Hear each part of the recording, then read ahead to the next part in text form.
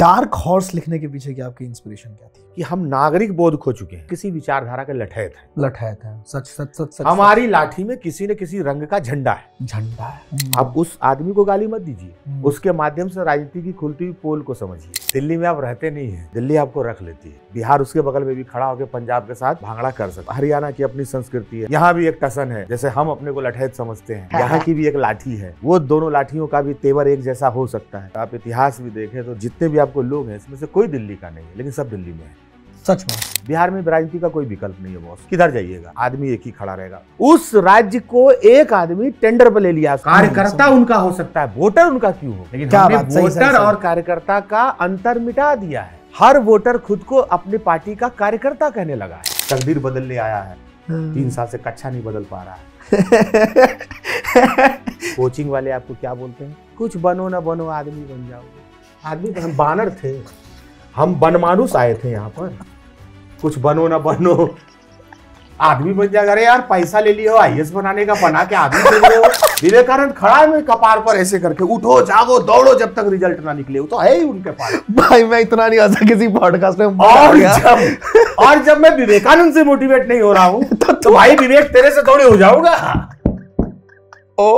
बदलना तो पड़ेगा ही। आप इस बार वोट जात पात पे तो देना ही नहीं है। जब डर होगा नेताओं को कि ये वोट पलट सकता है, यहाँ डरे नहीं आदमी। बिहार एक ऐसा राजनीति का प्रयोगशाला है, ये पोल खोल के दिखा दिया कि भारत की राजनीति कितनी गलीच हो गई। अरे तेरी की सच बोल रहे हो आप। Reality check. सवाल खड़ा करने से अच्छा है युवा है। क्या बात है बाबू, सर हमको सवाल खड़ा करना है। रुको रुको, इसको प्रधान में खड़ा कर दो, आप खड़ा कर दो, बस हो गया खड़ा। विकल्प कैसे पैदा होगा? विकल्प तो इस देश ने नेहरू का खोज लिया, जयप्रकाश नारायण का खोज लिया, महात्मा गांधी का खोज लिया, अटल बिहारी वाजपेयी का खोज लिया। ये पॉडकास्ट वाकई में सोना है। अगर लोग समझ जाए ना जो आप बोल रहे हो, पूरे सोसाइटी पे एक सटायर भी कह सकते हो और उसको एक रियल चेहरा दिखाना। एक बात मैं आपसे इसी बात में कहना चाहूंगा, मैंने कहीं नहीं कहा।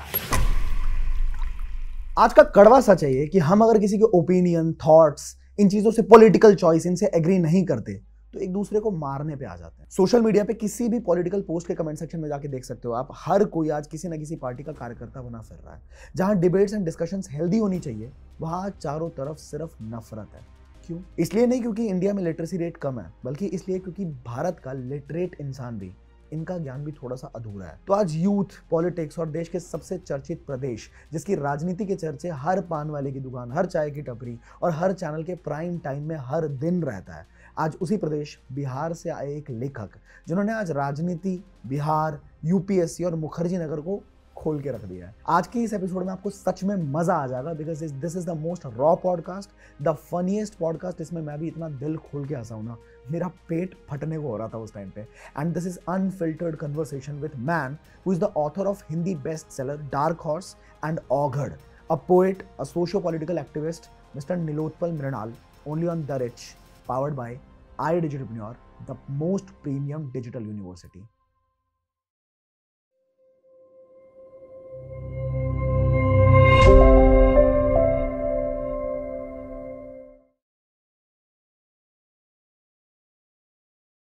तो भैया आपका बहुत बहुत स्वागत है नीलोत्पल भैया। बहुत बहुत आभार। एक तो बहुत अच्छा मुझे इस वजह से भी लग रहा है कि आज मैं अपने अलावा एक और सुपर बिहारी से बात करने वाला हूँ। बहुत मजा आएगा। प्यार है बस, आपका स्नेह है। बिल्कुल। उड़ान में आपको पहली बार सुना था, वहीं पे आपका फैन हो गया था, वहीं सोच लिया था कि इस सेट पे, मतलब ये जो हो रहा है ये मेरा विजुअलाइज्ड था उसी टाइम से। बस उड़ते उड़ते हम लोग यहाँ तक आ गए हैं। बस अब यहाँ से अब साथ उड़े और पूरा बिहार, हमारा देश उड़ान पे रहे, यही हम लोग की कामना है। तो आप शानदार कर रहे हैं और आपके साथ बैठना मेरे लिए विशेष खुशी का। बस बस धन्यवाद धन्यवाद आपका बहुत।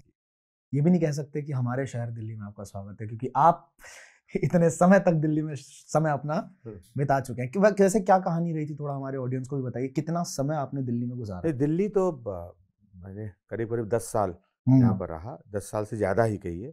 और दिल्ली ऐसे ही रख लेती है। दिल्ली में आप रहते नहीं है, दिल्ली आपको रख लेती है। और दिल्ली के साथ ऐसा है कि हर कोई, आप इतिहास भी देखें तो दिल्ली पर घोड़े पर चढ़ के आया कि दिल्ली जीतना है, और फिर यहाँ उतर के फिर खोमचा लगा के रह गया कि अब यहीं मरना है। तो दिल्ली की धरती की पता नहीं ये विशेषता है। तो ये हम यहाँ में जितने भी आपको लोग हैं, इसमें से कोई दिल्ली का नहीं है, लेकिन सब दिल्ली में है। सच बात। तो ये दिल्ली की खासियत है। तो अब आप कह सकते हैं कि ये हमारी दिल्ली, अपनी दिल्ली। तो मुखर्जी नगर में 10 साल बिताया आपने। हाँ, मुखर्जी नगर को यूपीएससी का हब बोला जाता है। देश भर से लोग आते हैं यूपीएससी तैयारी करने वाले, स्पेशली अपने यूपी और बिहार से बहुत लोग आते हैं। तो कुछ लेसन्स 10 साल में सीखे हो आपने? नहीं, देखिए हम लोग सीधे गांव से निकले थे, हाई स्कूल पास करके फिर कॉलेज रांची में मैंने किया और फिर दिल्ली आए। तो एक तरह का सांस्कृतिक संक्रमण भी तो होता है कि आप वहाँ पूरा कॉलेज हम लोगों ने ट्रैक सूट पहन के गुजार लिया कि भाई रांची से बस पकड़ेंगे और सीधे दुमका पहुंचेंगे, क्रिकेट खेलेंगे, 4 बजे तक पहुंच जाए तो फील्ड पे ही चले जाएंगे। अच्छा। तो ये भी नहीं लगता था कि घर पे जाके शर्ट और पैंट बदल के फिर ट्रैक सूट पहन के क्रिकेट खेलेंगे, रांची में ही चढ़ गए भाई बस पे बैठ के कि यहीं से जाके फील्ड जाना है। तो वो जो दुनिया थी गांव देहात की, जहाँ पे हम समझते थे कि भाई अगर कोई भात हमें दिन भर में ना खिलाए तो हमारा इमोशन हर्ट हो जाता था कि यार चावल दाल नहीं मिला, तो हमें लगता था कि हम अपना डोमिसाइल खो देंगे, हमारा राशन कार्ड कैंसिल हो जाएगा अगर आज एक दिन में भात नहीं खाएंगे तो। तो दिल्ली जब आए तो ये सब सीखा कि नहीं, देश केवल अपना घर या बिहार नहीं है, देश बहुत बड़ा है, बहुत बड़ा है, और इसमें कई तरह की संस्कृतियां हैं। तो जब दिल्ली आए, मुखर्जी नगर रहने लगे, तो हमें पता चला कि भाई बैसाखी में जो है कि जो लोग लोहड़ी मना रहे हैं, है ना, और वो जो तिलकतरी और जो है कि मूंगफली दे रहे हैं, उसको भी खाना, उसका भी एक इमोशन है। वहां भी खड़े होकर आप, बिहार उसके बगल में भी खड़ा होकर पंजाब के साथ भांगड़ा कर सकता है, बैसाखी में भी भांगड़ा वो कर सकता है। और हरियाणा की अपनी संस्कृति है, हम यहाँ भी एक टसन है, जैसे हम अपने को लठैत समझते हैं, यहाँ की भी एक लाठी है ना, वो दोनों लाठियों का भी तेवर एक जैसा हो सकता है। तो ये जो एक पूरा भारत जो दिल्ली में देखने को मिला वो बहुत कुछ सिखाता है। हाँ, अपने कई तरह के ब्लॉकेज तोड़े कि नहीं यही दुनिया है, ऐसा नहीं है। जीभ का स्वाद बदला, हम ठेकुआ और लिट्टी के लिए जो है कि कत्ल कर देने वाले लोग है ना, उसको पता चला कि नहीं भाई दाल बाटी चूरमा भी इस जीभ को बर्दाश्त करना नहीं होता है, बल्कि स्वाद लगता है ना, उसको भी खाना पड़ता है ना। सरसों की का साग और मक्का का रोटी भी हजारीबाग, पटना या मुजफ्फरपुर या समस्तीपुर या सीतामढ़ी में बैठ के भी खाया जा सकता है, अपने से बनवा के, इसका भी एक स्वाद है। तो आपको बहुत समृद्ध करता है घर से बाहर निकलना। दिल्ली ने भी हम लोग सबके साथ यही किया। कुछ भी कहिए, समोसा जो उधर मिल जाएगा वो कहीं नहीं मिलता, यही वाला हुआ है, यही वाला हम लोग का है कि जो उधर मिल जाएगा वो किधर नहीं। लेकिन ये बात सही है, लेकिन समोसा हमारे तरफ का है, लेकिन बंगाल का भी समोसा जो है, जो झाल जिसको बोलते हैं, झाल मुड़ी, झाल, हाँ, हालांकि बिहार पे और झारखंड पे उसका प्रभाव है, हाँ, आपको बंगाल में तो मिलता ही है। हाँ, दिल्ली में समोसा खाना वो थोड़ा सा आपको अखड़ सकता है ना। लेकिन अब तो हम बिहारी जो लोग हैं वो नैनो समोसा बनाते हैं, आप देखेंगे आसपास। अच्छा। छोटा वाला समोसा 1 रुपये पीस वाला, अच्छा, उसमें हरी मिर्च का चटनी ये लोग देता है, उसको अगर खा लीजिए तो नस वहां से यहाँ तक लेके झंझना जाता है। उसका एक मजा है। किधर मिलता है ये? आपको मुखर्जी नगर में शुरू किया होगा, मुझे लगता है कि विद्यार्थियों ने ही शुरू किया होगा। जब हमारा रिजल्ट नहीं हो रहा तो हम समोसा पे उतर आए, लिट्टी पे उतर आए। हो सकता है उन्होंने शुरुआत किया हो, बताया हो कि ये नैनो टेक्नोलॉजी से बनने वाला समोसा है, छोटा पीस एकदम 1 रुपया, वो 10 रुपये में शायद 5 देने लगा था, 2 रुपया अब दाम हो गया है। अच्छा। बढ़ा होगा तो ये आपके वक्त की बात है या अभी की बात है? अभी ये 5-6 साल पहले शुरू हुआ है। अब मुझे लगता है कि आप यहाँ दिल्ली के भी कई मेट्रो वेट्रो के आसपास आप देख लेंगे, छोटा सा एक स्टोव रखता है, इतना बड़ा खचिया रखता है, है ना, उसमें 200-400 पीस छोटा छोटा पीस लेके आएगा, तुरंत आपके सामने छानेगा, हरा मिर्ची पानी देके नमक नींबू गार के उसका तो चटनी जो देता है, लहर पैदा कर देता है। भाई अगर किसी ने खाया हो, किसी ने देखा हो, कमेंट करके बताना जरूर कहाँ मिल रहा है। वो नैनो समोसा उसका जलवा है, वो समोसा खाइए, ये जो बड़ी दुकानों से बेहतर, मतलब मजा ला देता है। दिल्ली स्वाद आ गया। अगले सवाल पे चलते हैं, नहीं तो भूख लग जाएगी।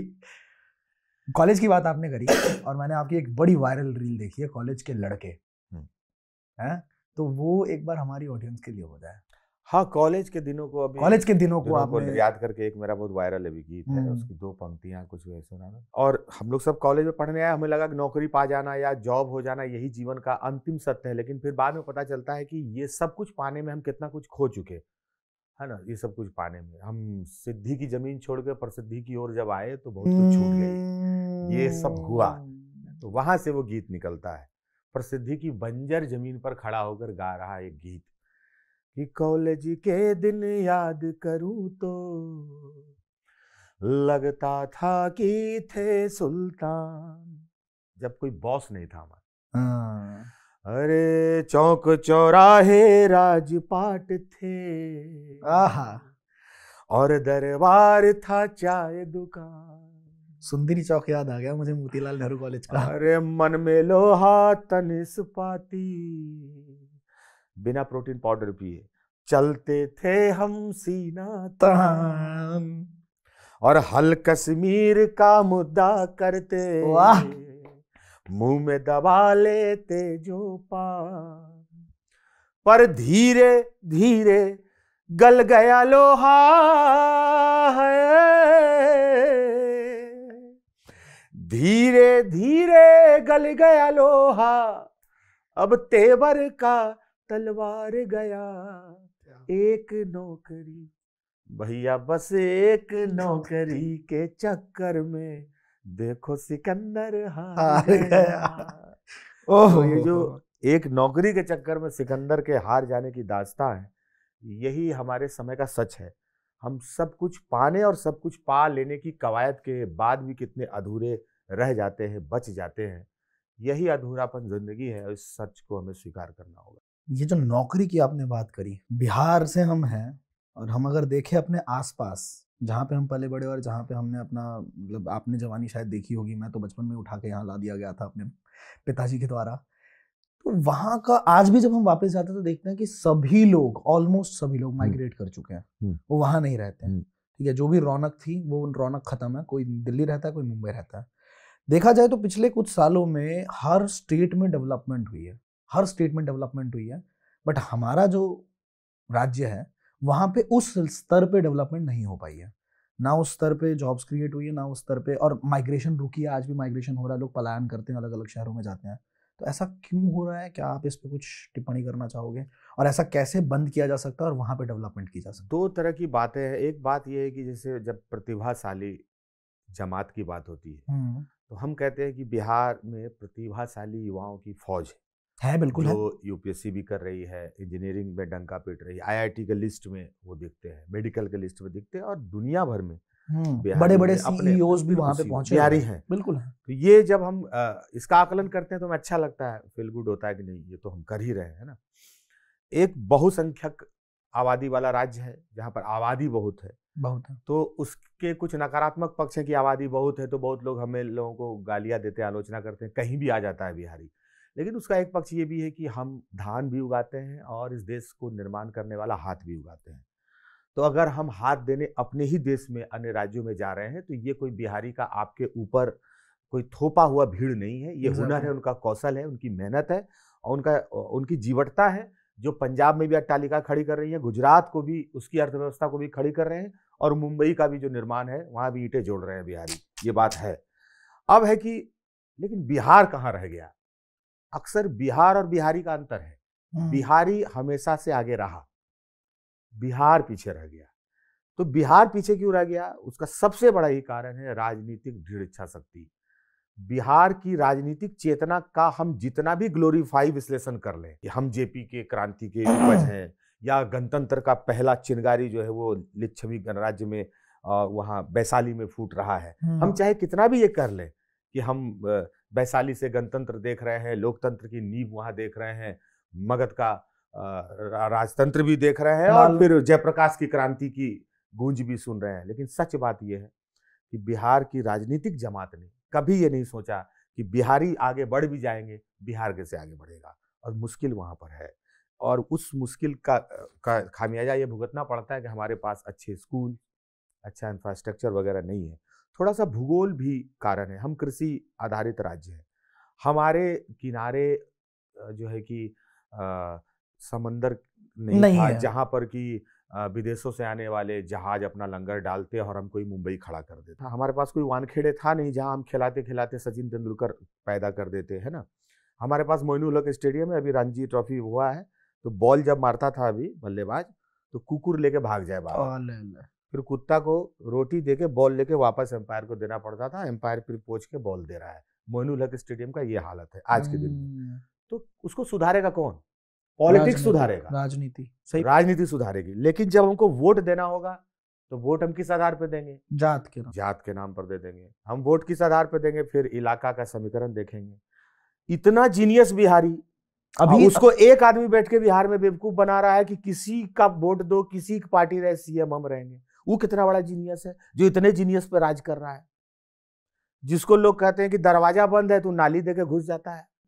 राजनीति कहती है कि तुम्हारे लिए हमारे दरवाजे बंद है तो वो नाली में घुसता है, नाली की जाली हटाता है और पाइप देके चढ़ के घुस जाता है, कल लो आ गए तुम्हारे पास। अब वो भी है कि स्वीकार कर लेता है। जहां राजनीति का रास्ता नालियों से होकर जाने लगेगा, वहां पर राजनीतिक भीड़ इच्छा शक्ति विकास के लिए कहां पर खड़ी होगी।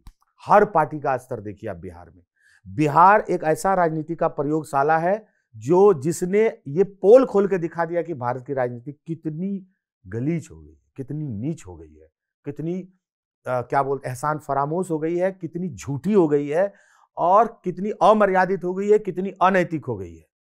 बिहार राजनीति का वो अखाड़ा है जहां पर ये पोल खुलता हुआ दिखता है और हमारा सीएम उसका सबसे बड़ा उदाहरण है। आप उस आदमी को गाली मत दीजिए, उसके माध्यम से राजनीति की खुलती हुई पोल को समझिए।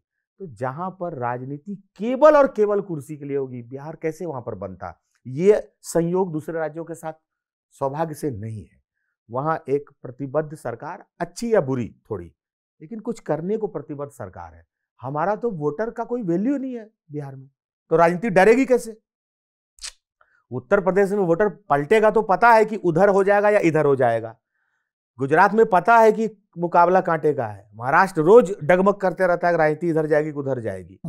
बंगाल में भी फिर एक तरफा एक समय में मामला था, तो बंगाल भी एक समय में पिछड़ा हुआ था, है ना। बिल्कुल, जब उसमें एक विकल्प पैदा हुआ तब जाके विकास के। बिहार में राजनीति का कोई विकल्प नहीं है बॉस, किधर जाइएगा, आदमी एक ही खड़ा रहेगा। क्या जरूरत है उसको, उसके सदिच्छा पे है, उसकी सहमति पर अगर वो कुछ चाहता है तो ठीक रहेगा, नहीं तो फिर नहीं होगा। तो उसने चाहा एक बार पहले टर्म में, जब बिहार को एक नया मुख्यमंत्री मिला नीतीश कुमार के रूप में, तो लॉ एंड ऑर्डर में थोड़ा सुधार हुआ, लेकिन रोड्स डेवलपमेंट भी, रोड थोड़े बने, है ना। तो ये सब हुआ। अपहरण उद्योग में थोड़ी कमी आई, है ना। हत्या का खेला जो है तब कांड, सुंदर कांड, उसमें थोड़ा कमी आया, ये सब आया कमी। लेकिन एक धारा से ये सब हो नहीं सकता, इसीलिए जरूरी है राजनीतिक बार्गेनिंग पावर वहां बिहार का खत्म हो चुका है, क्योंकि हम जात के आधार पर राजनीति कर रहे हैं और हम तैयार हैं कि मेरा नेता जिधर जाएगा पॉलिटिक्स में हमारा वोट उधर चला जाएगा। तो फिर आप दिक्कत है। बिहार में नेता जनता को लुभाने का कोई प्रयास नहीं कर रहा है, और लोकतंत्र में, चुनावी राजनीति में जनता को लुभाने से ही विकास आएगा। सही बात। और वहां लुभाने की कोई जरूरत नहीं है। वहां पता है सवर्ण किसको वोट देगा, ओबीसी किसको वोट देगा, दलित किसको वोट देगा, ये तय है। तो जब सब तय है तो तय है कि विकास नहीं होगा, बात खत्म है। अब पढ़ाना भी जानबूझ के नहीं चाहते कि पढ़ लेगा तो बोलेगा इंफ्रास्ट्रक्चर दो। दो सवाल पूछिएगा आप। सवाल खड़ा करने से अच्छा है कि बेटा को मुखिया के चुनाव में खड़ा कर दो। अरे तेरी की सच बोल रहे हो आप। काहे सवाल खड़ा करेगा? ऐसा सवाल, ऐसा वो दे रहे हो ना आप। Reality check. सवाल खड़ा करने से अच्छा है, युवा है, क्या बात है बाबू, सर हमको सवाल खड़ा करना है, रुको रुको इसको प्रधान में खड़ा कर दो, मुखिया खड़ा कर दो, बस हो गया खड़ा। उसका पूरा जाता वही सवाल उसका बैठ गया, अब वो खड़ा है चुनाव में। ये हो रहा है युवाओं के साथ। 1.5 लीटर तेल में विकास दौड़ाया जा रहा है मोटरसाइकिल पर। किसी पार्टी की मुरेठा बांध लीजिए और एक डंडा रखिए, उसमें किसी का झंडा गाड़ लीजिए और घुराते रहिए, हो गया। यहां से अब कैसे विकास की बात करिएगा? सवाल पूछिएगा किससे और पूछवाएगा कौन? अब पूछेगा कौन?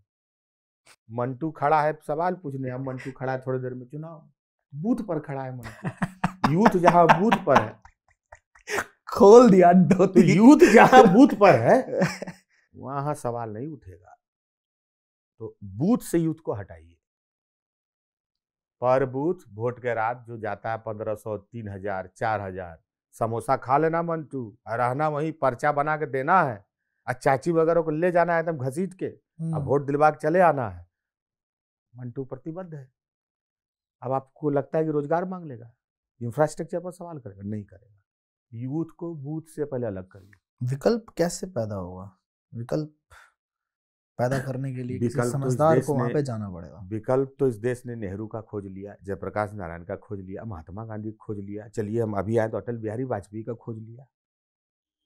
लोग तो अरबों की आबादी वाला देश और बिहार करोड़ों की आबादी वाला राज्य, विकल्प नहीं खोजेगा। एक मरा हुआ समाज ऐसी बात करेगा कि विकल्प कहाँ है? विकल्प तो कहीं से भी किसी आपके बीच से निकल सकता है। हाँ, ये निराशा की बात नहीं है, ये हताशा की बात नहीं है, आलोचना की बात है। मैं जितनी बातें कह रहा हूँ, लेकिन हताश और निराश नहीं हूँ, क्योंकि विकल्प उस माटी में इतनी तासीर है, उसने हरदम अपने अपने समय पर विकल्प ढूंढ के दिया है, वो निकल आएगा। लेकिन सबसे बड़ी दिक्कत और डर की बात ये है ना वहां पे, जैसे मेरे को लगता है जो माइंडसेट मैंने वहां पे लोगों को देखा है कि लॉ एंड ऑर्डर की तो धज्जियां हैं अभी फिलहाल, और अगर कोई इंसान उठने की कोशिश करेगा तो कितना उठ जाएगा ऊपर और कहां तक उठेगा वो फिर डिपेंड करता है वहां इसलिए पे। मैं कह रहा हूं कि राजनीतिक दृढ़ इच्छा शक्ति, राजनीति अगर नहीं सुधरेगी तो हम लोग दिल्ली मुंबई में बैठ के बिहार पे वीडियो बनाते रह जाएंगे, छठ का इमोशनल वीडियो बनाएंगे, अपने भी रोएंगे, वीडियो प्ले करके ना रा रा रा रा रा हाथ पकड़ के, ठेकुआ याद आ रहा है मंटू, यही करते रहे और कर रहे हैं। वहां जाके वोट से दुनिया बदलना और वोट का कसौटी बदलना कि वोट किस आधार पे करोगे, ये डर नेता को नहीं है बिहार में। अभी हमारा बात कर रहे हैं बिहार पर, अगर कोई दूसरा आप चैनल उठाइए बात करेगा तो बेचारा वही है कि खान पान पे बात कर लेगा, सांस्कृतिक आनंद पे बात कर लेगा। मेरे जैसा लेखक राजनीति पे बात करेगा तो उसको चिंता है ना कल बिहार में प्रोग्राम मिलेगा कि नहीं, तो मिलेगा तो खत्म अच्छे से होगा, कैसे होगा कि नहीं, तो इससे तो खतरा है। इस खतरा से जितना बचिएगा वहां खतरा और बढ़ा जा रहा है। नाव का छेद बंद करना होगा, इधर पानी घुस रहा है, हम लोग नाव के पानी ऐसे ऐसे फेंकते, कितना देर लोटा से फेंकेंगे, छेद बंद करना होगा, नहीं तो नाव डूब जाएगा।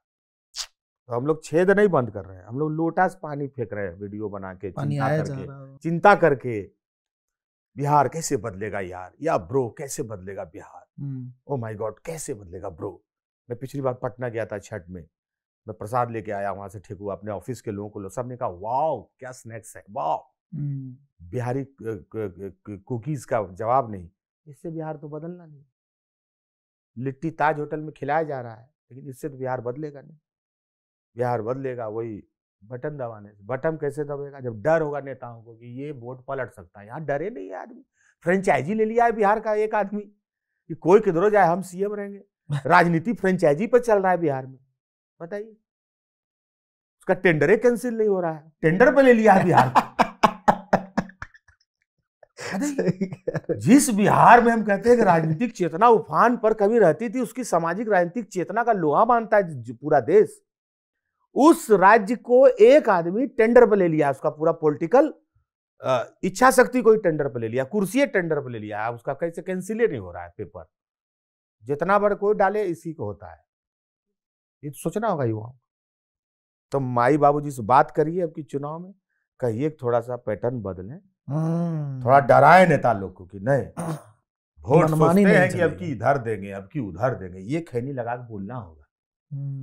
बात बहुत छोटा और साधारण है, बदलना लेकिन यही बदलना तो पड़ेगा ही। आप इस बार वोट, सबसे पहली चीज जो मेरे को लगता है कि आपको दिमाग में बिठाना पड़ेगा कि आप जात पात के, सबसे पहला ये है कि जात पात पे तो देना ही नहीं है। क्या बोल रहा है, क्या वो प्रस्ताव दे रहा है, क्या वो किया है जो पिछली बार उसने वादा किया था, है ना, और कितना समझदार है और कितना उसका विजन है। विजनरी लीडर, अभी मोदी जी की ही बात करें अगर, तो पिछले 15-10 सालों में, अभी तो मेरे को कंफर्म ही लगता है, मुझे नहीं पता आपको क्या लगता है वैसे, क्या आएंगे मोदी जी? देखिए अब जैसे जब हम ये आकलन कर लेते हैं ना कि यही आएंगे, वहीं से राजनीति डेड। अच्छा, हाँ, बस यही मतलब।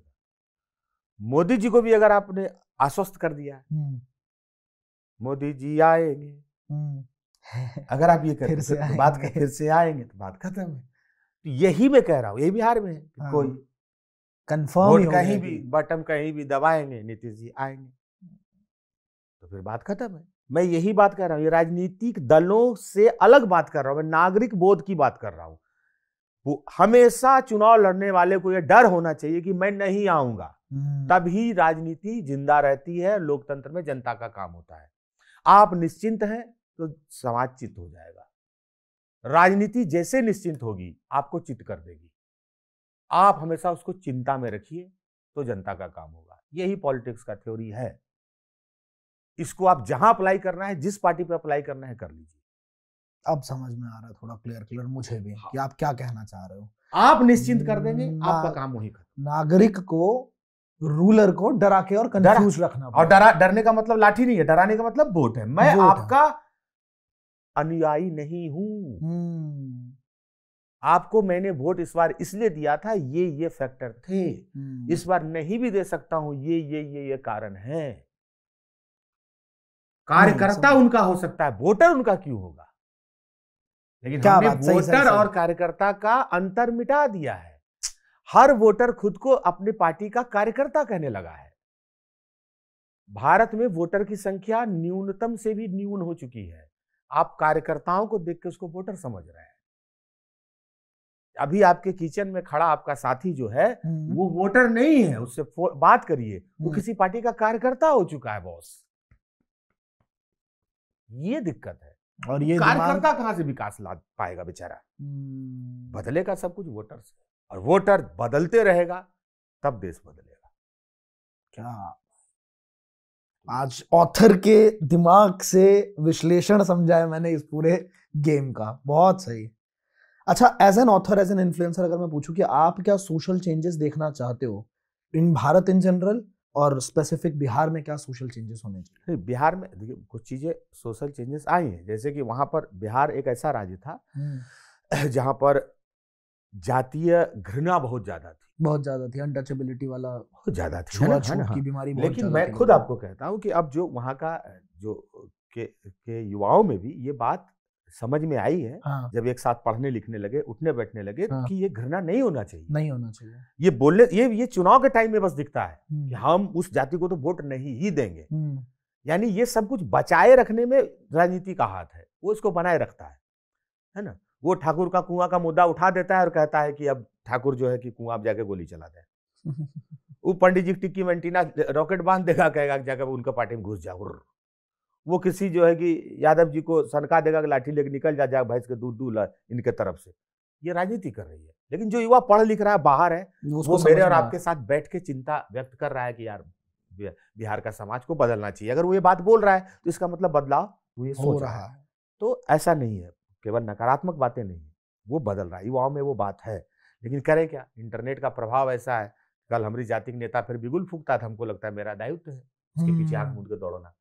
इंटरनेटवा रथ पर चढ़ के फिर चल जाता है। जितना देर पैदल चला हमारे साथ या आपके साथ ठीक रहा, फिर हम भी अपने रथ पर चढ़ गए, फिर वो भी अपने रथ पर चढ़ गया, फिर 5G पर दौड़ा फिर बूथ की तरफ। यही हो रहा है। तो थोड़ा सा यही।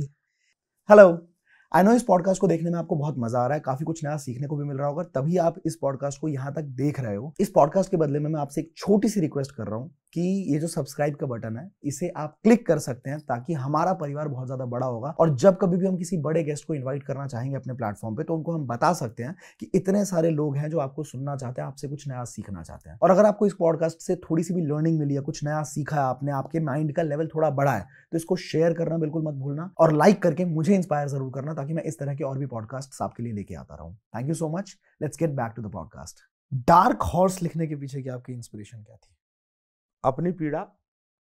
मुखर्जी नगर के 25 गज के कमरे में 10 साल रहने के बाद जो पीड़ा होती है, 25 गज के कमरे में 25 गज का कमरा, यानी आपका जो ये स्टूडियो का जो ये एरिया है, हाँ। इससे छोटा, हाँ। इसको आधा कर दीजिए आप, उसके बीच से एक दीवार खड़ी कर, इतना बड़ा। यहाँ पर बेड रखा है, यहाँ पर छोटा किचन है, यही किचन जहाँ खाए वहीं से घुस जाइए बाथरूम एकदम, ज्यादा दूर भी नहीं जाना है। कढ़ाई बाथरूम से दिखेगा। और बाथरूम, और जैसे कढ़ाई के पास आए तो आपके किताब के ऊपर रखा फेनाइल का गोली दिखेगा यहीं से। तो 25 गज का कमरा है, जहाँ पर एक रैक है, रैक के ऊपर रखा हुआ नोट्स के ऊपर चमनप्राश के बगल में फेनाइल का गोली, फेनाइल के गोली के ऊपर जो है कि क्या बोलते हैं, लौंग इलायची धरा हुआ है गला गुला करने के लिए। वहीं पर आयोडेक्स रखा हुआ है, आयोडेक्स के बगल में थोड़ा बादाम खरीद के रखे हुए हैं, उसी बगल में थोड़ा सा किशमिश है, वहीं हरा चना, लाल चना मतलब सूखा चना रखा है, वहीं सत्तू रखा है, उसी नीचे मैथ का फिर किताब रखा है, सीजेड बनाना है, मजबूत करना है गणित को, तो सत्तू ऊपर रख दिया है ना। जहाँ वेंटिलेटर है वहां पर भूगोल की किताब रख दी, एक सांस आती रहे सांस जाती रहे। पर्यावरण का किताब वहीं पर है। कितना मच्छर भी घुसता है वहाँ 25 गज के कमरे में मुखर्जी नगर में, तो आपसे पूछ के घुसता है, किताब कुछ हटा लो साले तो अंदर आए। तुम लोग को डेंगू भी नहीं हो सकता, घुसेंगे कहाँ, काटेंगे कहाँ रहेंगे हम, कहाँ रहेंगे आप बताइए। कुकर अंदर रहता है, हैंडल बाहर रहता है, सीटी अंदर मारता है, कुकर का हैंडल बाहर हिलता है, जगह नहीं है। क्या बढ़िया तरीके से डिस्क्राइब किया, मेरे दिमाग में दिख रहा है वो कमरा कैसा दिख रहा है। एक तरफ विवेकानंद है, एक तरफ माँ काली है। क्या लगता है खाली मोटिवेशन से नहीं होगा, भगवान का आशीर्वाद भी चाहिए। दोनों पोस्टर लगा। इधर फिर आपका फेवरेट लेडी गागा का भी है, कि हम थोड़ा मॉड हो गए, थोड़ा फॉरेन पॉलिसी पढ़ते हैं तो लेडी गागा को भी पहचाने लगे हैं। शकीरा का भी पोस्टर है। अब आप सोचिए कॉम्बिनेशन देखिए कितना वैश्विक कॉम्बिनेशन है, इंटरनेशनल सीन चल रहा है, सांस्कृतिक समन्वय है गजब के कमरे में। यही लेडी गागा, शकीरा, विवेकानंद, माँ काली, भारत का नक्शा, विश्व का नक्शा। वहीं कुछ लड़का कच्छा पहन के सिगरेट पी रहा है, धुआं जा रहा है अमेरिका के ऊपर, अमेरिका खांस रहा है, बस बाबू बस पीटी आ गया है ना। उधर से धुआं उड़ाया, इधर लैटिन अमेरिका देशों की तरफ फूंक दिया, क्यूबा, फिदेल कास्ट्रो, आता हूं तुम्हारे तरफ, शाम को तुमको डील करेंगे। उसको फिर लैटिन अमेरिकी देशों के बारे में पढ़ना है, फिदेल कास्ट्रो पर धुआं फेंक रहा है यहाँ से क्यूबा पर, कच्छा पहन के बेचारा तकदीर बदलने आया है, 3 साल से कच्छा नहीं बदल पा रहा है। देश का सिस्टम बदलना है, यूपीएससी करने आया है बंदा। अच्छा क्या करेंगे, हम लोग ये करते थे, सोचे थे देश बदल देंगे, 4-4 साल से तकिया कवर नहीं बदल पा रहे थे।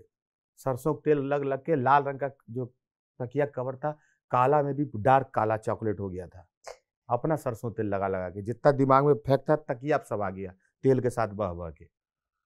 वैसे हंस रहा हूँ, लेकिन अगर इसको सोचा जाए तो कितना बड़ा दुख है। साल 2 साल के बाद जहाँ फिनाइल का गोली, जहाँ काजू किशमिश रखा हुआ, तो वहां पर पतंजलि प्रोडक्ट आने लगता है, हड़ आंवला, बाल झड़ने लगा, आंवला, दृष्टि ड्रॉप, आंख से दिखना कम होने लगा, डार्क सर्किल का क्रीम यहाँ पर, ताकि आंख काला होने लगा नीचे से।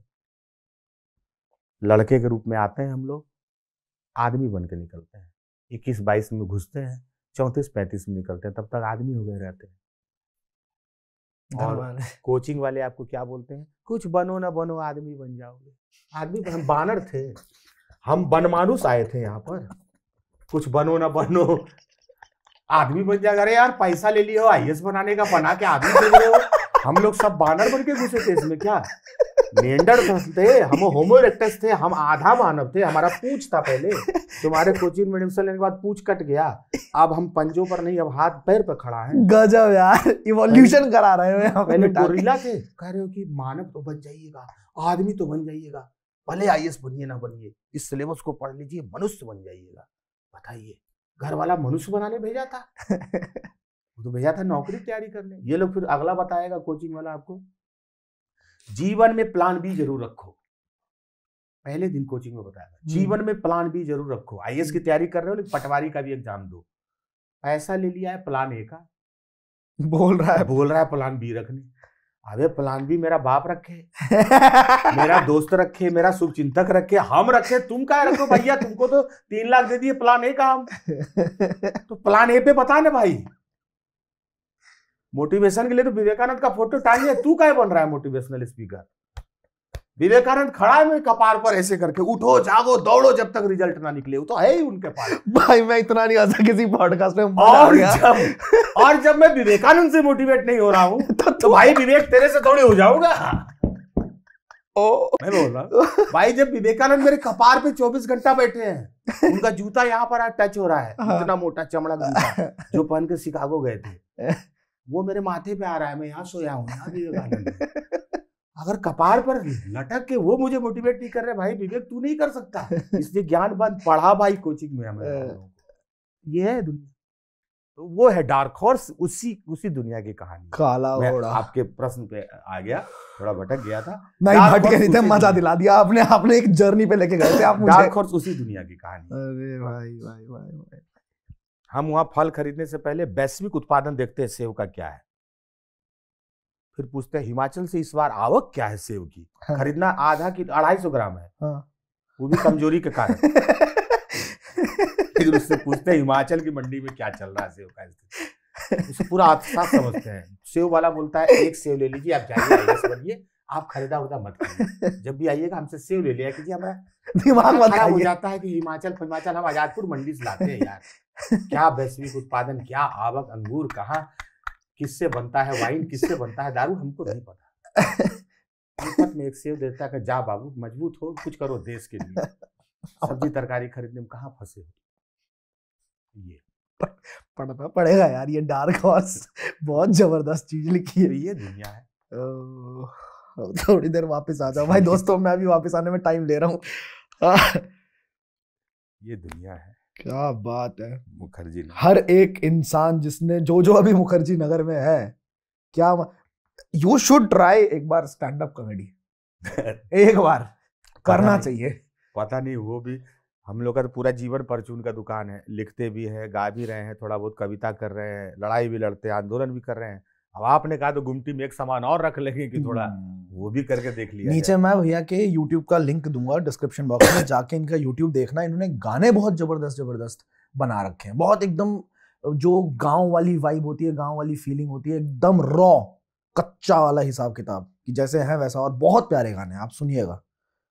बहुत मतलब मैंने सुना तो मेरे को मजा आ गया उसमें। अरे तो मैं एक गायक से अगर ये अप्रिसिएशन ले रहा हूँ तो मेरे लिए बहुत बड़ी बात है, क्योंकि आशुतोष जी का अगर यूट्यूब पर आप इनको आशुतोष परिहस्त को अगर आप सर्च करें तब आपको पता चलेगा कि एक गुणी गायक जो कि अभी सूत्रधार की भूमिका में है, और इनके गाने, और खास करके इनका बड़ा ही प्रसिद्ध एक गाना है महाकाल पर, और उनको उसको मतलब दहाई अंकों के मिलियंस में उसको व्यूअरशिप मिले हैं। और उज्जैन की गलियों में आप जाएं, पता नहीं आशुतोष जी को चेहरे से लोग वहां पहचाने कि ना पहचाने, लेकिन इनका गीत उज्जैन की गली गली में बजता है। तो आप वो महाकाल का गीत जरूर सुने, और महाकाल की कृपा आप पर भी बरसे, इन पर तो बरस ही रही है, हम पर भी थोड़ी कृपा हो जाए। अच्छा।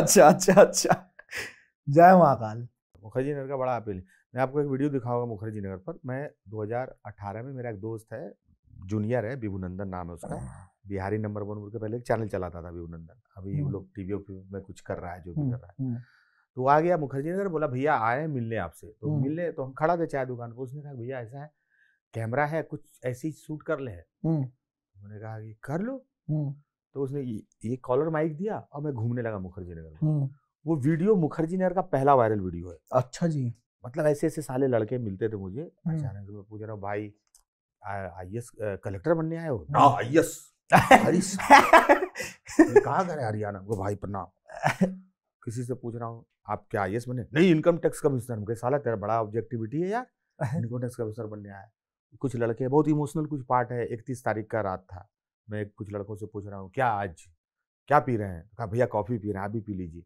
हम कहे अरे वाह कॉफी पीते हैं? कहा नहीं 1 जनवरी था तो आज कॉफी पी लिए, ऐसे तो भैया चाय वही पीते हैं। फिर हम उसको बोलते हैं कि ये हिंदुस्तान का जीडीपी, तुम इसको बजट से देखते हो, इन लोगों की नज़र से देखो। जहाँ हिंदुस्तान का युवा 31 दिसंबर को सेलिब्रेट करने के लिए चाय से कॉफी पर शिफ्ट होता है, और वो मानता है कि ये हमारा अपग्रेड होना है। वहाँ पर क्या जीडीपी बजट के आंकड़ों में देखते हो? मुखर्जी नगर के आईने से देखो, ये है हिंदुस्तान का जीडीपी। जहाँ हम एक युवाओं को चाय से कॉफी पिला के उसको सेलिब्रेशन का नाम देते हैं। फिर हम बोलते हैं भाई अगली बार आप सेलेक्ट होगे तब हम कॉफी आपका पिएंगे। वो पीछे से दौड़ता है भैया पी लीजिए ना। हम आप पियो, आज एक बचाओगे तो अगले दिन फिर एक कॉफी पियोगे। ये बोल के वो वीडियो एंड होता है उस संयोग से, बिना किसी स्क्रिप्ट के, मतलब सब कुछ अपने आप हो रहा है उस वीडियो में। वहां से मेरा ना यूपीएससी का एक वो बन गया कि ये आदमी यूपीएससी का पंडा है। यूपीएससी चाय वाला के नाम से इलाहाबाद में एक दुकान खुला, उसके एमबीए चाय वाले के बगल में। अरे वाह। इन लोगों ने मुझे फोन किया भैया आपको आना है फीता काटने। हम कहे पंडा तो हम ही यूपीएससी का, हम आएंगे। कटरा जाम कर दिया आधा घंटा, सड़क पे हजारों भीड़, जब फीता काटने हम गए थे यूपीएससी चाय वाला के नाम से। तो यूपीएससी बड़ा मेरा इमोशनल अटैचमेंट है, मैं कर नहीं पाया। तो कर नहीं पाया इसका अफसोस नहीं है, तो मुझे खुशी है। 99.9% लोग नहीं कर पा रहे, तो उसमें क्या है? लेकिन उनके लिए क्या कर पा सकते हैं आप, ये महत्वपूर्ण बात है। हाँ। जो लोग फेल्योर है, जो लोग तैयारी कर रहे हैं, ये बड़ा महत्वपूर्ण बात तो बड़ा है। कहते हैं सक्सेसफुल लोगों की तो आपने देख ली, फोटो पे हर चीज देख ली आपने, बिल्कुल, पर उसका क्या जो नहीं कर पाया, और उसकी तादाद तो बहुत ज्यादा। डार्क हॉर्स एक्चुअली उसी की कहानी है, जो नहीं कर पाए यूपीएससी वो क्या करेंगे उसकी कहानी है। डार्क हॉर्स हीरो की कहानी नहीं। डार्क हॉर्स उसकी कहानी है जो 5 लाख 7 लाख बच्चे फॉर्म डाल रहे हैं, उसमें से जो 1000 सेलेक्ट हो गया, जो बाकी 6,90,000 हैं, 5,99,000 हैं, वो क्या करेंगे? उनके लिए मैंने किताब लिखी है, हीरोज के लिए नहीं। देखेगा जरूर, मतलब मैं तो पर्सनली पढ़ने वाला हूँ किताब, हीरो के लिए नहीं। और एक किताब अघोड़, उसके बारे में भी थोड़ा बताइए। उसको मैंने अपने घर पे, मतलब गांव जब मैं गया था तो मैंने कजन के पास वो किताब देखी थी, और मैं आपको जानता था, मैं आपको उड़ान में मिला हुआ था, तो नाम देखते ही मैं समझ गया कि तो भैया की किताब है। मैंने पहला पेज पलटा, उस पर लिखा हुआ था कि ये मेरे मारे जाने की जमानत है, और इसको पढ़ने के बाद आप मुझे जिंदा नहीं छोड़ेंगे। तो वक्त की थोड़ी कमी की वजह से किताब नहीं पढ़ पाया, लेकिन वो इतना अटैचिंग, कहते ना हुक लाइन इतनी जबरदस्त थी कि किसी का गला पकड़ के आप बोलोगे कि भाई पढ़। हाँ, वो असल में क्या था कि मैंने उसमें ही लिखा कि ये किताब मेरे मारे जाने की जमानत है। मैंने कोशिश की है कि मैं किसी को इस किताब में ना छोड़ूं। हाँ, ये किताब पढ़ लेने के बाद आप किसी भी विचारधारा के हों, किसी भी वाद के हों, मुझे पता है कि आप मुझे नहीं छोड़ेंगे, और मैंने भी कोशिश की है कि मैं किसी को ना छोड़ूं। तो वो सेंस ये है कि मैंने अभी थोड़ी देर पहले क्या बात कही कि हम नागरिक बोध खो चुके हैं। हम किसी पार्टी के या तो कार्यकर्ता हैं या किसी विचारधारा के लठैत हैं। सच। हमारी लाठी में किसी न किसी रंग का झंडा है। और युवा के लिए आज के दिन में ये चार्म था कि जब आप वैचारिकी के रथ पर सवार होकर निकलते थे तो आप बौद्धिक कहलाते थे। ये समय इतना खतरनाक हो चुका है, विचारधारा का व्हेल मछली कितना भी बड़ा हो वो बोहा में बह जाएगा। इसलिए बहुत दिनों तक अगर वाद का मवाद दिमाग में रहा तो घाव बन जाता है। कोई भी वाद बहुत दिनों तक जमा रहेगा तो मवाद हो जाएगा। ये जो डीप बात आप बोल रहे हो ना, मैं बहुत श्योर हूं कि बहुत सारे लोगों को, मतलब बहुत डीप बात है, थोड़ा ध्यान से रिपीट करके सोचना, तो ये एक लाइन में बहुत सारे लोगों को बोल रहे हैं कि ये प्रॉब्लम है प्रॉब्लम। क्योंकि बताता हूं, क्योंकि विचारधारा एक परिस्थिति में उपजी है।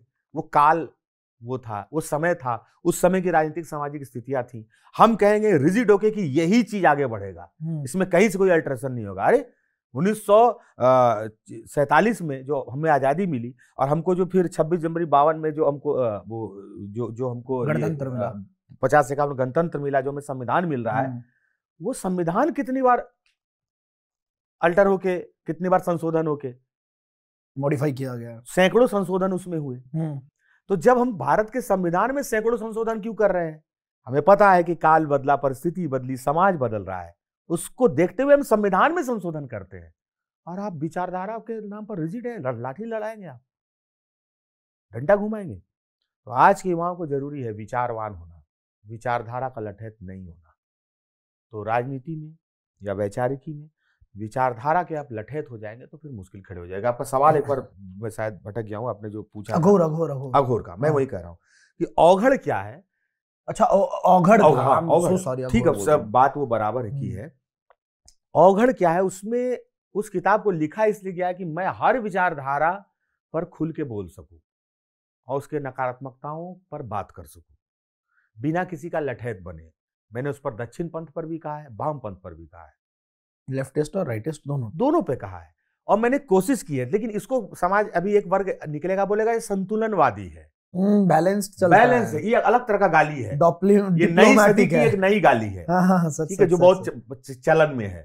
अरे ये तो बैलेंस करता है, ये संतुलनवादी, ये एक तरह का गाली है। नहीं नहीं नहीं नहीं नहीं, मैं तेरी तरफ नहीं हूं दोस्त, मैं संतुलनवादी नहीं हूं, मैं तुम्हारी तरफ नहीं हूं, बस बात इतनी सी है। और तेरी तरफ चले भी जाऊंगा जब तुम में कुछ सकारात्मक बदलाव देखूंगा, और तेरी तरफ होके नहीं, मैं तुमको अप्रिशिएट करूंगा। तरफ होना छोड़ दे युवा, यहां खड़ा रहे, यहां अच्छा है इसको अप्रिशिएट करे, यहां अच्छा है इसको अप्रिशिएट करे, तरफ होना छोड़ दे। तरफ होना खतरनाक है। औघड़ किसी के तरफ नहीं है, इसलिए वो किताब है। इसलिए मैं कह रहा हूं, मैं हर विचारधारा पर बात कर रहा हूं, हर विचारधारा पर, और उसमें अपना स्टैंड लेने वाली बात है। और अपना स्टैंड आप तभी लोगे जब आपके अंदर एक बहुत अच्छी नॉलेज होगी, बहुत कुछ पढ़ा होगा। आपको एक मजे की बात बताता हूं, उसमें कैरेक्टर है विरंची। आज मैं पहली बार कैमरे में यह बात बोल रहा हूं। हाँ।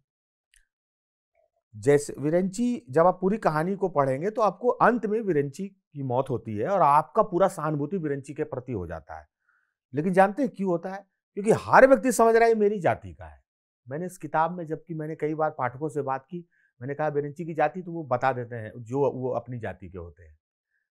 फिर मैं उनको बोलता हूँ 400 पेज पीछे जाओ, पूरी किताब में विरंची की जाति मैंने नहीं बताई। लेकिन वो विरंची के प्रति इमोशनल होते हैं तब जब वो उसको अपनी जाति का समझ लेते हैं। यही है इस समाज की खुलती पोल जो औघड़ खोलता है। और दूसरा औघड़ की कहानी में यह है कि अक्सर दिखाया जाता है कि समाज में छुआछूत ए वर्सेस जेड के बीच है, यानी पंडित जी जो है फलनमा के पानी नहीं पिएंगे।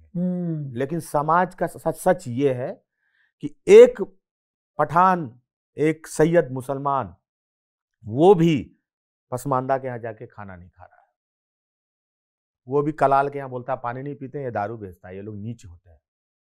आप जान लीजिए, आज एक यादव जी भी, एक जिसके पास पंडित जी और राजपूत और भूमियार बोलते हैं कि हम पानी नहीं पिएंगे, ये भी उतने परहेज करते हैं। यानी समाज में जातिवाद अब किसी 1 versus Z, A to Z नहीं है, नहीं है, A to Z नहीं, P to Z भी हो सकता है, X to Z भी हो सकता है, Y to Z भी हो सकता है।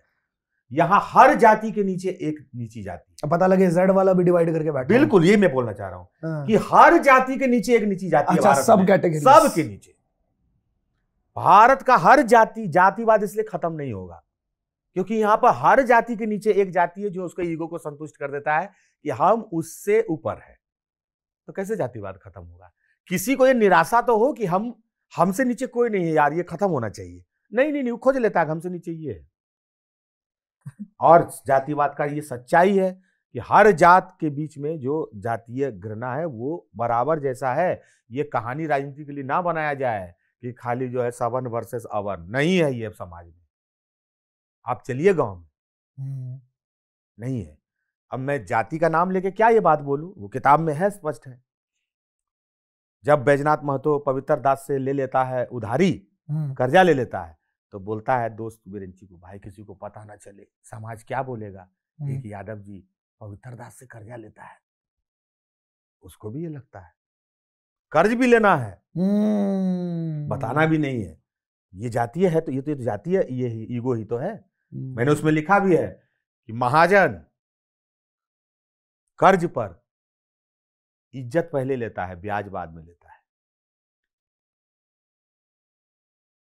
बहुत सही, ठीक है ना। महाजन कर्ज पर इज्जत पहले लेता है, ब्याज तो बाद का खेल है। पहले सम्मान देना होता है, बाद में ब्याज।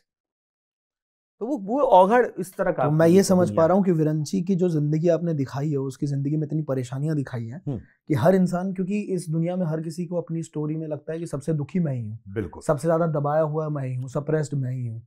ठीक है, तो वो इंसान अपने आप को रिलेट कर रहा है कि मेरी जाति का अपना अक्स दिखेगा कि हाँ मैं विरंची हूँ, इसलिए विरंची नायक है उसका। हीरो नहीं है विरंची, क्योंकि वो बिल्कुल आपके जैसा है, उसमें कोई हीरोपंती का एलिमेंट नहीं है। समझ गया। वो टाइगर श्रॉफ नहीं है, समझ गया, जो पानी से ऐसे छलका के निकलेगा एकदम, और पानी के से आग निकलेगा, ऐसे से बाल झाड़ेगा तो वहां से हीरोइन जो बरगद के पेड़ से दम से नीचे गिरेगी, टाइगर आ गया। ठीक है, और 200 किलोमीटर जो क्रिमिनल उसका हाथ से सिगार गिर जाएगा, टाइगर निकल गया पानी से। ऐसा नहीं है। फिल्म और साहित्य में यही अंतर है। वो हीरो नहीं देता है समाज को, वो आम आदमी को प्रस्तुत करता है, आपके अंदर की बेचैनी को बताता है। लिटरेचर का काम यही है। मुझसे कई लोग औघड़ के बारे में पूछते हैं, इसका एंड ऐसे करते, बदला लेता, वो लेता। वो आज का अर्जुन वाला अमिताभ बच्चन थोड़ी गंगा जमुना सरस्वती का जो जाके अमरीश पुरी का पकड़ेगा, कहेगा तूने मेरे बचपन में दूध के दांत तोड़े थे, आज मैं तेरी 32 बार कर दूंगा, मारेगा 32 निकाल। लिटरेचर ये नहीं करता।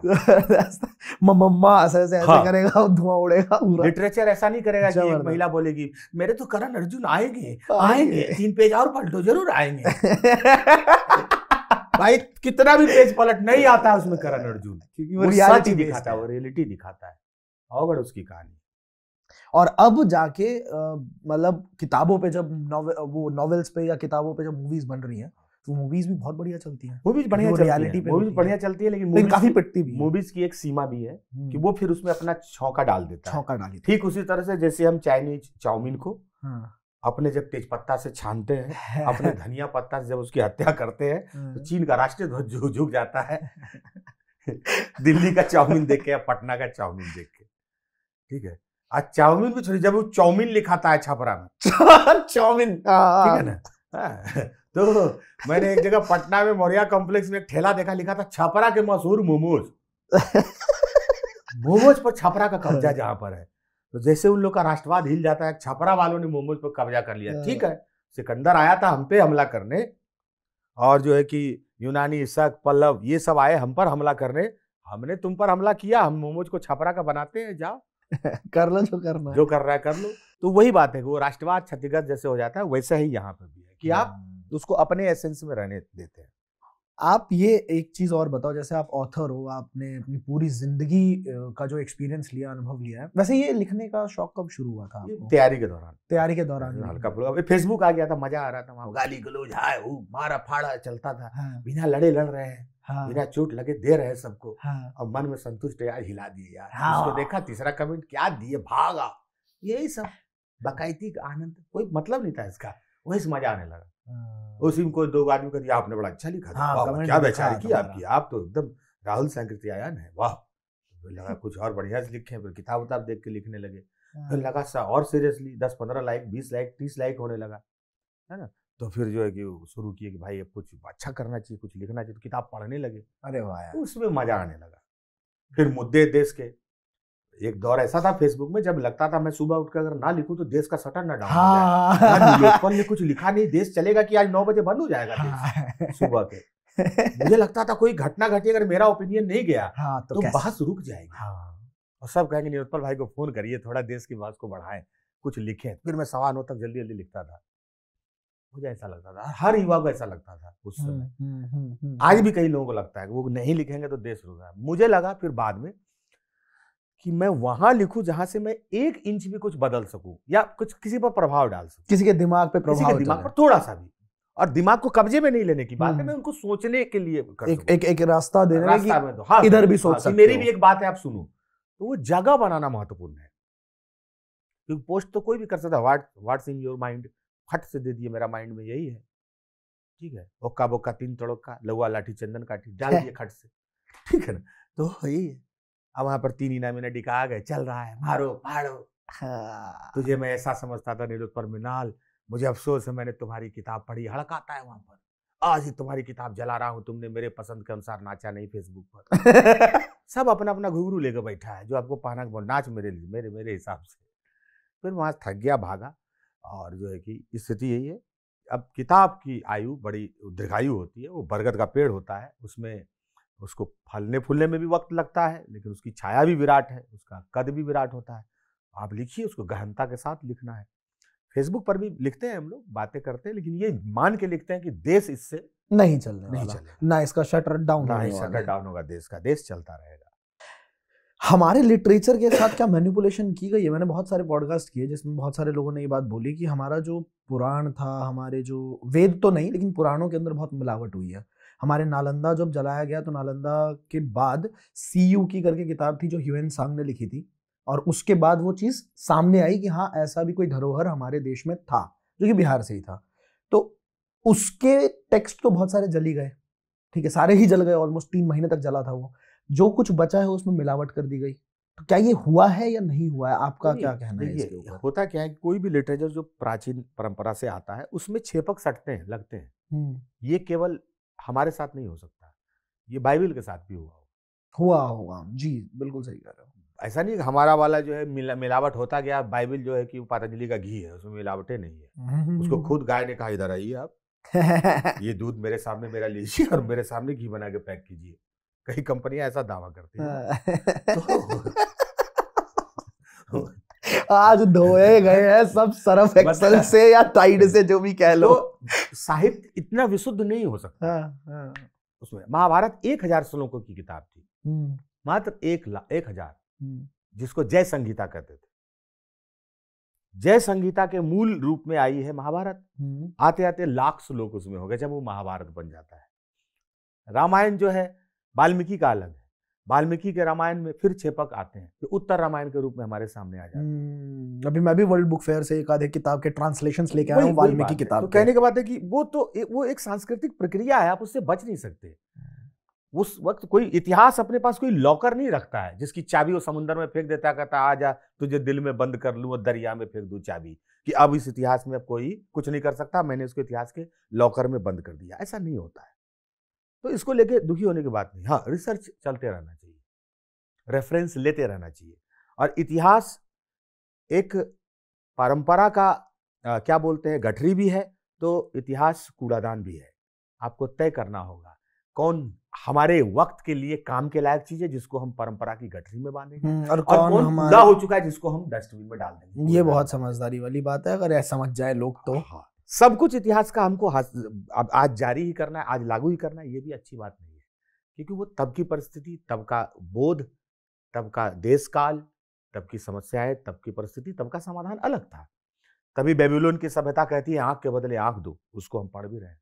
आज हम आंख के बदले आंख की बात नहीं कर सकते, सीधी सी बात। तब गांधी कह रहे थे कि भारत पाकिस्तान का बंटवारा नहीं होना चाहिए, लेकिन आज अगर आप निबंध में लिखेंगे भारत माँ की छाती के 2 टुकड़े हो गए, तो छाती ना रहती तो लाहौर में जाके चनाचूर खा सकता क्या आज अगर रहता तो? हम अपने देश में आज नए नए राज्यों के लिए आंदोलन देख रहे हैं। खुद झारखंड बना, अभी बिहार में मिथिलांचल की, तेलंगाना बना, किसकी मिथिलांचल अलग कर, अच्छा मिथिलांचल अलग की बात मांग हो रही भाई, बुंदेलखंड अलग कर, मैं मिथिलांचल से, हाँ मैं वही कह रहा हूँ, बुंदेलखंड अलग कर दो। तो जहां पर राजनीतिक चीजें, सामाजिक चेतना इस तरह से मुखर हो गई हैं कि वो अपने अपने कल्चर को लेकर अपना एक अलग टापू मांग रहे हैं हम लोग, वहां पर आप आज के दिन में ये बात जब बोलिएगा, भारत माँ की छाती के 2 टुकड़े हो गए, भारत पाकिस्तान फट गया, गाली दो, इसको मारो, उसको फाड़ो, भाई वो एक सत्य है इतिहास का, वो हो गया। पटेल जी ने कहा था अगर आज भारत नहीं बटेगा, जिसको लोग ऐसे बताते हैं कि पटेल जो है वो भारत के बंटवारे के खिलाफ थे, नहीं, पटेल जी ने कहा गांधी जी से, नेहरू और पटेल जी ने, कि अगर एक पाकिस्तान आज नहीं बना तो कल हर चौक चौराहे पर एक एक पाकिस्तान होगा। हम कितने पाकिस्तान को डील करेंगे, कितने पाकिस्तान से लड़ेंगे? इसलिए बेहतर है कि एक पाकिस्तान बन जाए। ठीक है, कुछ लोगों का आप देखिएगा, इतिहास के बारे में मैं क्यों कह रहा हूं, कुछ लोग कहेंगे पटेल प्रधानमंत्री हो तो देश का धारा दूसरा होता है। पूरी वीडियो बनी थी, पूरी वीडियो तो एक आप इस वीडियो को चलाइए और पूछिए लोगों से जो ये बात कहते हैं पटेल की मृत्यु कब हुई। अरे भाई 1950 में पटेल जी का निधन हो गया है, पहला आम चुनाव 1952 में हो रहा है, तो पटेल जी को मान हम 3 साल प्रधानमंत्री मान ही लिए, 51 से कौन प्रधानमंत्री होता है? और 3 साल के अंदर जो पटेल जी का सबसे बड़ा काम है, जो यूनिफिकेशन ऑफ न्यू इंडिया, जिसमें कश्मीर को मिलाना है, जिसमें हैदराबाद का एकीकरण करना है, संलग्न करना, जो उन्होंने किया, जो जिस नाम के लिए जाने जाते हैं, हाँ, जो जूनागढ़ है, तो हुआ, उसका विलय हुआ तीनों का। लेकिन हम क्या कर रहे हैं, इतिहास का एक फैक्ट को तोड़ मरोड़ के लाके और मुर्गा लड़ाई लड़ा रहे हैं नेहरू पटेल का। ये हमारा काम है। सावरकर का उदाहरण लेके हम मुर्गा लड़ाई लड़ाते हैं लोगों को। इंदिरा गांधी ने सावरकर जी पर डाक टिकट जारी किया है, बताइए, और नए मुर्गे लड़ाई लड़वाते हैं। ये बातें सच में, ये बातें नहीं पता है। तो हम किस तरह से इस्तेमाल करते हैं इतिहास का, ये भी बहुत बड़ा, ये भी सोचने वाली बात है। तो इसलिए मैं अक्सर कहता हूं गणित से ज्यादा सावधानी से इतिहास पढ़ाना चाहिए कक्षाओं में, क्योंकि अगर आप गणित गलत बनाते हो तो केवल एक प्रश्न का उत्तर गलत होगा, लेकिन अगर आप इतिहास का सबक गलत पढ़ाते हो तो पीढ़ी का हिसाब खराब हो जाता है। इसलिए हिस्ट्री को, क्योंकि वो इमोशनल चीज है, हाँ, और इंसान इमोशन के तौर पे देखता है कि तूने मेरे को ऐसे किया तो अब मैं तेरे को ऐसे करूंगा। तो आज के दिन में जो लोग सावरकर को गाली दे रहे हैं, उसका औचित्य है क्या? मैं ये भी कह रहा हूं, मैं आपके कैमरे के सामने कह रहा हूं, भाई सावरकर भारत के स्वतंत्रता सेनानी थे और वीर थे, ये एक सत्य है। 1857 नाम की किताब जो गदर लिखी, अभिनव भारत संस्था के संस्थापक थे, जो लड़ रही थी अंग्रेजों के खिलाफ। ठीक है, ये जो फेसबुक पर आने वाले नए नए क्रांतिकारी हैं, जो 2 पोस्ट के बाद अपना पैंतरा बदल लेते हैं, पहले इस पक्ष के थे, है ना, उस पक्ष के हो जाते हैं। जब राजनीतिक पार्टियों के नेता खुलेआम पार्टी बदल के और मंच बदल के एक दूसरे को गाली देना शुरू कर देते हैं, उनको सामने वो वीडियो दिखाया जाए कल तुम इसको गाली दे रहे थे, तब शर्मिंदा नहीं होते हैं। वो सावरकर के पत्रों को इतिहास में खोज कर माफी वीर बना के और उनको गाली देंगे, तो ये क्या कोई अच्छी बात है? क्या बेकार की बात है। सावरकर राष्ट्रभक्त थे और इंदिरा गांधी जी ने उनका सम्मान किया है। उसी तरह से नेहरू पटेल दोनों एक दूसरे के सहयोगी थे जिसने इस भारत का निर्माण किया है। आज हम नेहरू का मुर्गा हम ले लें, पटेल का मुर्गा आप ले लीजिए, दोनों में कां लड़वा रहे हैं। ऊपर से देखता होगा दोनों खैनी लगा, कहता क्या कर रहा है गुरु, हम तो कभी आपस में नहीं लड़े। 1950 में पटेल जी की मृत्यु हो गई। अब आप बताइए पटेल जी कैसे अगर प्रधानमंत्री बन जाते तो क्या एनर्जी से जिंदा रह जाते कि नहीं अब तो हम 64 तक जिंदा रहेंगे, अब हम भारत का प्रधानमंत्री हैं? ऐसा नहीं। इतिहास के का गलत प्रस्तुतिकरण कई बार गलत बहस की ओर धकेल देता है। कहने का मतलब यह है इतिहास विरासत की गठरी भी है और इतिहास विरासत कई बार पुरानी कहानियों का कूड़ा घर भी है। हमें तय करना है हम अपना हाथ कूड़ा घर में डालते हैं, अपना दिमाग कूड़ा घर में डालते हैं, या उपयोगी गठरी की गांठ खोल के उसमें डालते हैं। ये जो इतिहास आपने पढ़ा है और इस पे जो क्लैरिटी आपने दी है, ये सारा इतिहास आपने कहां से पढ़ा? साधारण स्कूल का किताबों में। स्कूल आपको जान के आश्चर्य होगा जो इंटरनेट पर जितने लोग जो लिख रहे हैं वो साधारण एनसीईआरटी की किताब भी नहीं पढ़ते हैं।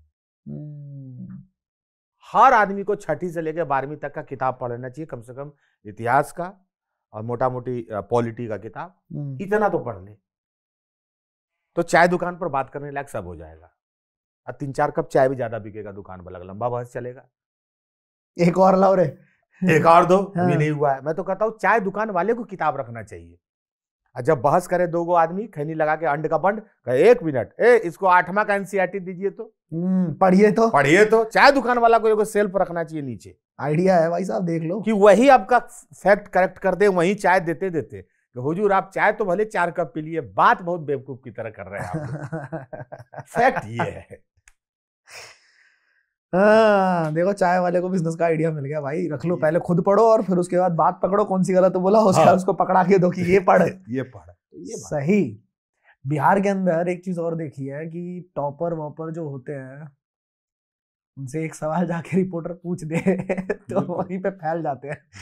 एक से पूछा, आपको तो पता ही होगा, नाम भी पता होगा, नाम नहीं लूंगा। हाँ। और टीचर्स के साथ भी कई बार ऐसा होता है। तो ऐसा क्यों है कि जिस जगह से, जिस प्रदेश से दुनिया की सबसे बड़ी यूनिवर्सिटी निकली थी एक टाइम पे, नालंदा, जिसपे हमको मतलब हम सारे बिहारी उस पर प्राउड भी फील करते हैं और हाँकते भी हैं कि हमारे देश से, हमारी जगह से निकला था। आज उसके शिक्षा पद्धति की हालत, आपके साथ रह के ना मेरे शब्द बड़े वो हो गए हिंदी वाले हो गए।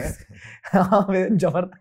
तो एजुकेशन सिस्टम, शिक्षा पद्धति की हालत ऐसी चरमराई हुई क्यों है? नहीं देखिए, ये जो आप शिक्षा पद्धति की बात बोल रहे हैं ना, क्योंकि क्या है, बिहार आज के दिन में देश के लिए मसाला है। मसाला तो है। आप बताइए क्राइम कहाँ नहीं हो रहा है? पंजाब में क्या करते हैं आप, जो है कि जौकी का कच्छा पहन के एकदम घूम रहे हैं कि आ गया मैं राम राज में, कोई चोरी नहीं, कोई चकाड़ी नहीं होगा, कोई क्राइम नहीं होगा। गुजरात में नहीं हो रहा है? नहीं होता तो हर जगह होता तो हो रहा है ना, लेकिन इतना ज्यादा होता है कि दिल्ली में परसों रात की बात है, हाँ, परसों रात की बात है, हाँ, खुलेआम मेरे जानकार के एक को हुआ ना, सीधा हुआ ना, हर जगह हो रहा है।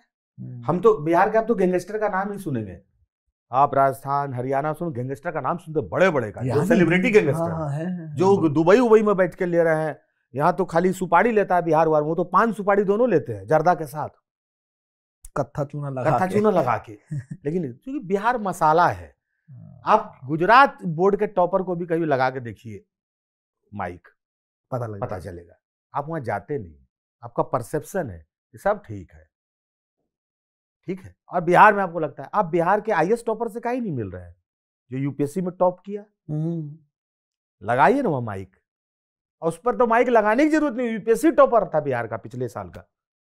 तो कहने का क्या मतलब है, मसाले पर थोड़ा सा फोकस ज्यादा है, मजाक बनाने पे बाकी परीक्षा आइए, आमंत्रण है आपको, इधर लगाइए माइक, मन करे तो इधर लगाइए माइक। में परीक्षा लीक, झारखंड में पेपर लीक है ना, गुजरात में पेपर लीक, रेलवे की परीक्षाएं का पेपर लीक, उत्तर प्रदेश में भी पेपर लीक अभी हुआ, वही पुलिस की।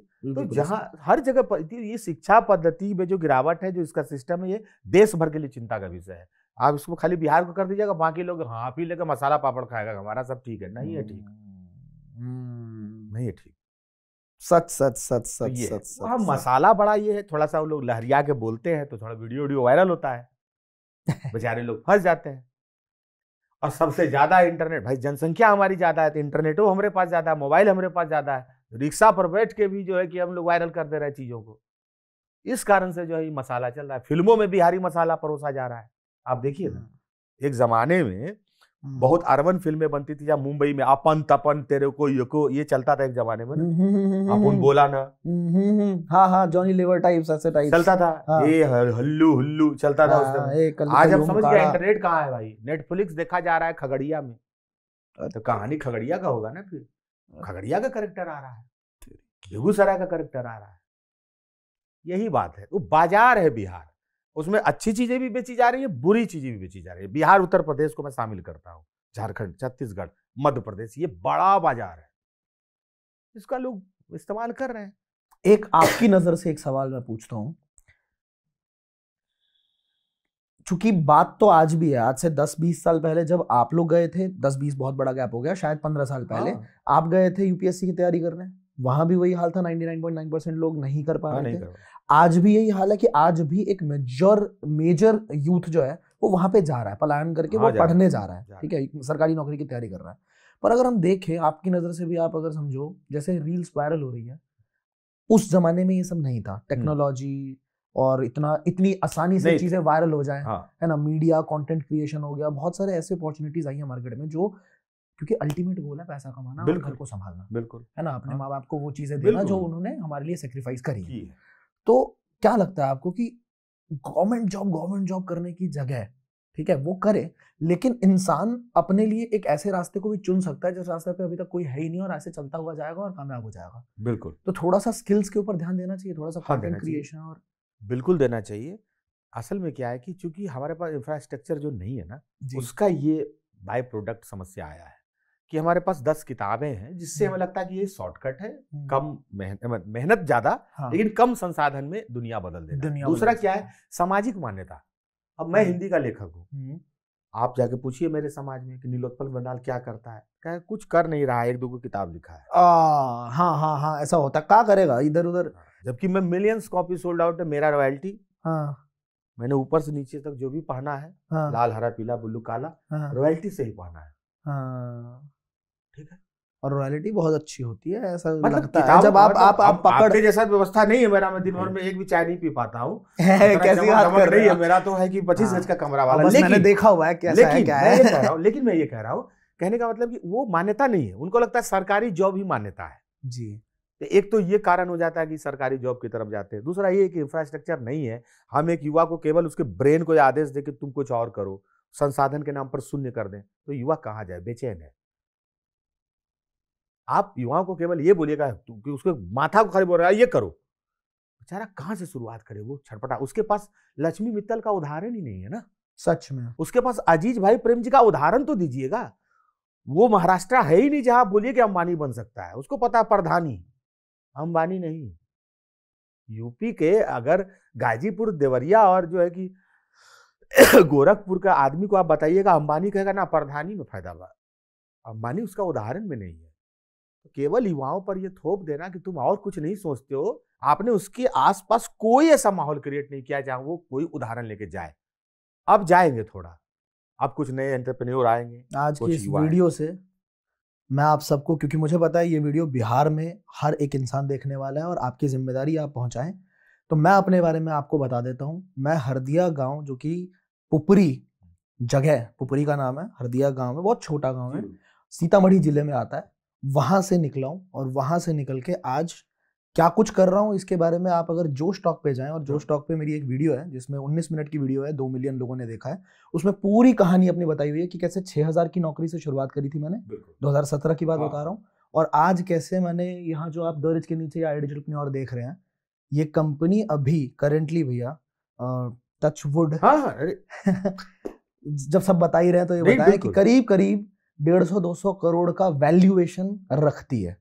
ठीक है, हमने बूटस्ट्रैप्ड, बिना मतलब कहीं से लोन लिए, कहीं से कोई पैसा लिए, कुछ भी करे, हमने अभी तक जो टर्नओवर जनरेट किया वो 40-45 करोड़ के आसपास का है। क्या बात। तो ये चीज हमने किया है और मुझे लगता है कि अगर हमने किया है तो आप भी कर सकते हैं। अब देखिए, अब आपने किया, आप माहौल है बिहार का, बात समझिए। अगर इन युवाओं के आगे कोई आशुतोष नहीं है तो फिर राह बहुत मुश्किल हो जाती है, क्योंकि इनके आगे कौन है, यूपीएससी टॉपर, तो यूपीएससी की राह पर है। आज बिहार का युवा फिल्मों में बहुत प्रयास कर रहा है, क्योंकि उनके आगे मनोज वाजपेयी, फिर पंकज त्रिपाठी है, तो आज आज आज फिल्मों की तरफ प्रयास कर रहा है। हम जैसे लोग खुद सोचते हैं कि फिल्मों में लिखेंगे, कारण क्या है, हमें लगता है पंकज त्रिपाठी जी जब स्क्रीन पर दिखेंगे तो कहानी हम ही लोग का न चलेगा, संवाद हम ही लोग का न चलेगा। आज पीयूष मिश्रा जैसे लोग जो हैं, जो मध्य प्रदेश से आते हैं, ग्वालियर से आते हैं, उनके गीत जब हिट होते हैं तो मुझे लगता है कलम का कसैलापन भी जादू ला सकता है, मिस्री किनारे करो, नीम आगे करो। हमें लगता है कि हम नीम से भी कमाल करके दिखा सकते हैं। मैं आपके गाने है भी उसी फील के, वही कह रहा हूं, एक बगल में चांद होगा वाला ही फील था। तो जो मीठा बेचने वाले हकीम है वो किनारे हो गए मुंबई से, अब पीयूष मिश्रा जैसे नीम आगे बढ़ गए।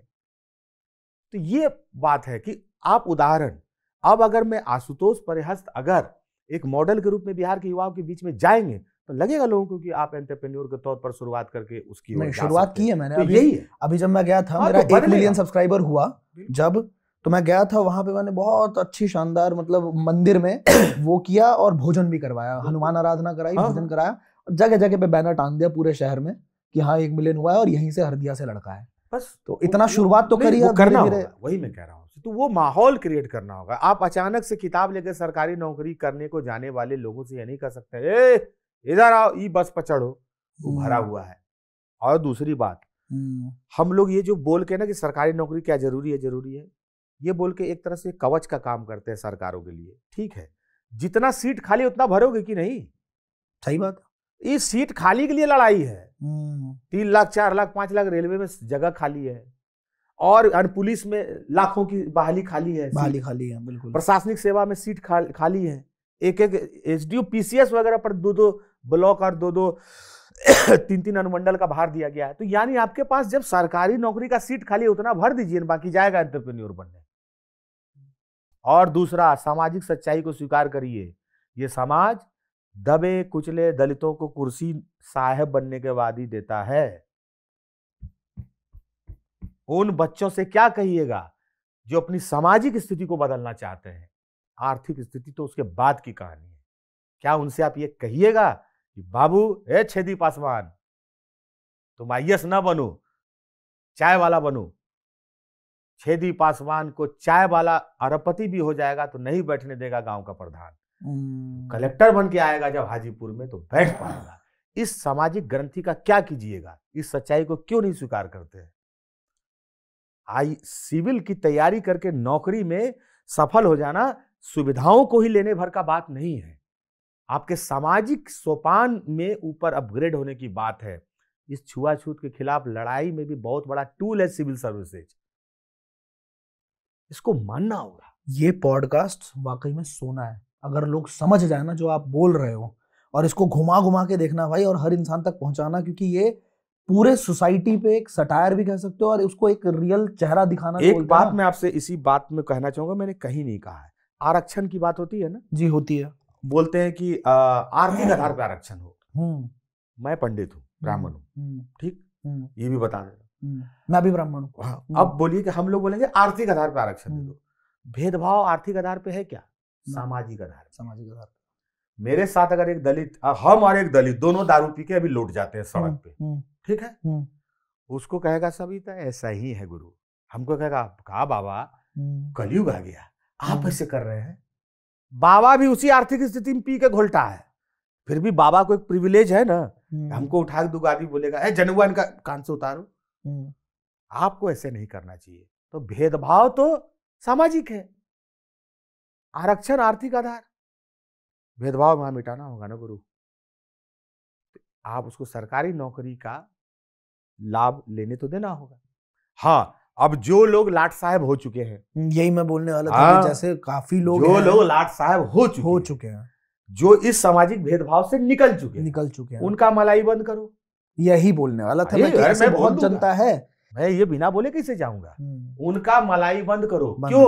क्योंकि आरक्षण का केक सबसे ज्यादा काट के वही खा रहे हैं, उसमें पंडित जी नहीं शामिल है ना, उसमें ठाकुर साहब नहीं शामिल है, और वो खा चुके हैं। तो कितने पीढ़ी दर पीढ़ी, मैं कह रहा हूं कि कितने पीढ़ी दर पीढ़ी खा रहा है। तो जो केक बटेगा आरक्षण का, उसका हिस्सेदार कौन है? वही लोग हैं जो लाट साहब हो चुके हैं। तो आरक्षण की लड़ाई इस केक खाने वालों के बीच की लड़ाई है, हम लोग इसमें नहीं है। ये बेकार का विद्वेष और घृणा फैलाया जा रहा है, ठीक है, बहुत बहुत बहुत बहुत डीप। वो उसका आरक्षण का लड़ाई है, उसको हटाओ।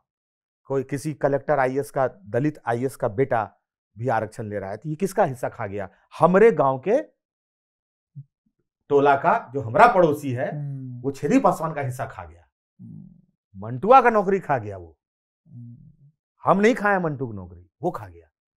समझे आप? आसान भाषा में समझा। हाँ।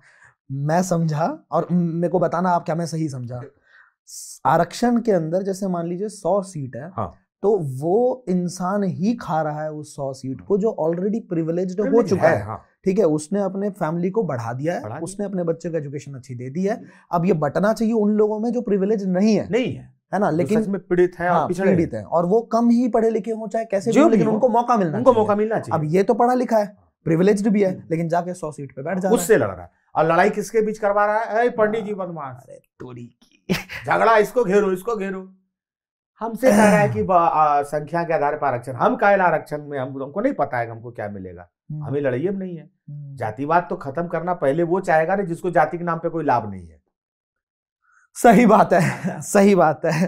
हाँ, हम तो चाहेंगे जातिवाद खत्म हो जाए। जाति बनाए कौन रखना चाहेगा? जिसको जाति के नाम पे लाभ है और संवैधानिक लाभ है तो और आप बनाए उसको रखना चाहिएगा। अपनी पहचान, मैंने फेसबुक पर कई लोगों को जो अपने नाम में लिखते थे जो है कि विनोद विनोदा, अशोक अकेला, वो अपना जाति लिखने लगे। लगा फेसबुक पर वो क्या बोलते हैं, वो गिर जाएगा। थोड़ा बताना चाहिए कि मैं किस जाति का हूं तो मेरा फॉलोवरशिप थोड़ा बढ़ जाए, लगाने लगे। तो छोटा सा उदाहरण देखिए, जातीय लाभ लेने के लिए आप अपना टाइटल बताने लगे जो आपने एक समय में कहा कि नहीं बताना है। ये बात है। आपके अंदर मुझे उभरता हुआ एक बहुत बढ़िया पॉलिटिशियन भी दिख रहा है। अगला आपका पॉडकास्ट तो हमको मरवाएगा ही। नहीं, आप मरवाएगा में जो बुलवा ही लिए, लेकिन मैं बात यही कह रहा हूँ, बात यही सही, यही मेरा स्टैंड है। इस पर मेरी आलोचना हो चाहे जो भी हो, उसमें बहुत जबरदस्त तो है ही मेरा। आपकी नजर में कोई इंसान ऐसा है जो अगला पीएम बनने के लायक या उभरता हुआ आने वाले 10 साल में आप देखते हो कि यूथ हो कोई या कोई भी ऐसा जो लायक है, बनाया जा सकता है? मुझे लगता है भारत में कभी भी प्रधानमंत्री या मुख्यमंत्री लायक के चुनाव से नहीं बना है। प्रधानमंत्री, मुख्यमंत्री, मंत्री होना यूपीएससी का एग्जाम तो है नहीं कि इतना प्रश्न करने के बाद ये योग्य है, अब इनको घोषित किया जाता है कि इनको बना दिया प्रधानमंत्री। हाँ, है ना। और राजनीति में इस तरह का चयन होना भी नहीं चाहिए। मुझे लगता है कि राजनीति में चयन हमेशा इस आधार पे होगा कि किसने कितना संघर्ष करके, है ना, और किस तरह का काम करके वो धीरे धीरे आगे बढ़ा है। तो मुझे लगता है कि अभी युवाओं के लिए तो वो अवसर ही नहीं है। अभी अगर मैं कैटलॉग में उनका नाम डाल दूंगा तो खत्म हो गए। सच, यानी विकल्प कैटलॉग में नहीं होगा, विकल्प वातावरण में दिखेगा आपको। तो आज के दिन में निश्चित रूप से मुकाबला दो ही व्यक्ति के बीच में है, नरेंद्र मोदी और राहुल गांधी। और प्रधानमंत्री कोई भी बन सकता है इन दोनों के अलावा। ये है राजनीति। कैटलॉग में यही दो नाम है और कोई भी बन सकता है, ये राजनीति है। बीजेपी की तरफ से भी कोई बन सकता है, कांग्रेस की तरफ से कोई बन जाए, पता नहीं किस गठबंधन से क्या बन जाए, पता नहीं क्या हो जाए। यही पॉलिटिक्स है दोस्त। कैटलॉग में दो ही नाम है, चाहे आप कुछ भी कर लीजिए, चाहे मैं किसी का भी समर्थक हो जाऊं, कैटलॉग दो पन्ने का है और दो ही नाम है, जिसको जितना नंबर देना है दे लो। यही बात। लेकिन अपने नागरिकता को आप ध्यान में रखते हुए डराए रखो। हाँ, ये है। अगर आपको बचाए रखना है डेमोक्रेसी को तो डराए रखना पड़ेगा। पीएम तो कोई भी बन सकता है, कोई सच सच। लास्ट में आपकी एक फेवरेट पोएम आप सुनाएं, जिसमें फेवरेट एक तो मेरा कहने पे वो लड़के वाला सुनाना, और कोई अगर आपका फेवरेट हो तो वो भी सुनाना प्लीज। पहले लड़के वाला सुना के फिर वो आखिरी करता हूँ।